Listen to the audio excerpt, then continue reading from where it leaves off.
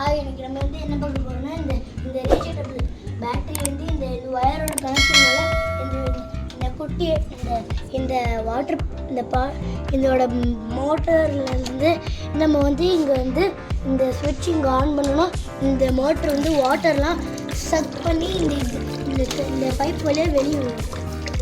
இது வந்து என்னோட ஸ்கூல் லீவில் நான் வந்து பண்ணியிருக்கேன். அப்புறம் ஃபிஷ் டேங்க் இது மாதிரிலாம் க்ளீன் பண்ணுறதுக்கு வந்து நம்ம இந்த குட்டி மோட்டர் வந்து நம்ம ஃபிஷ் டேங்கில் போட்டு இந்த பைப் வந்து இது மாதிரி தான் கழுவுக்கு இந்த மாதிரி தான் டப்பை வச்சுட்டு அதில் வந்து நம்ம இந்த பைப்பை போட்டோம்னா இந்த மோட்டர் வந்து இந்த வாட்டரில் சக் பண்ணியெல்லாம் வந்து இந்த பைப் மூலியமாக இருக்கும்.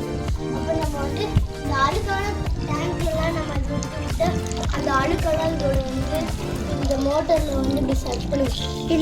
இந்த பிளான்ட் படுறதுனாலே இது வந்து கொஞ்சம் இது வந்து ஓடாமல் இருக்கிற மாதிரி பிளான் போட்டால் இது வந்து இப்படி ஒட்டிக்குது.